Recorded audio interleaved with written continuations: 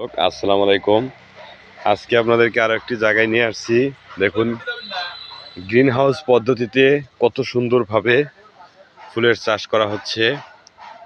এই ভিডিওটি আপনাদের ভালো লাগলে সবাই লাইক কমেন্ট শেয়ার করতে ভুলবেন না।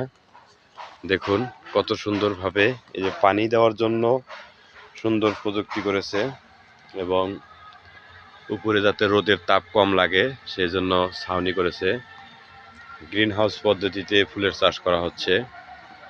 খুবই সুন্দর ফুলগুলো দেখুন।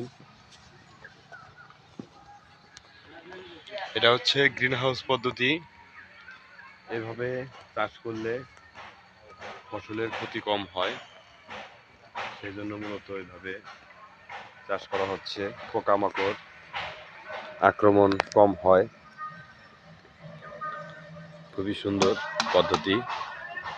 ভিডিওটি ভালো লাগলে সবাই লাইক কমেন্ট করবেন। সবসময় আমি আপনাদেরকে নতুন নতুন ভিডিও উপহার দেওয়ার চেষ্টা করি। ধন্যবাদ সবাইকে।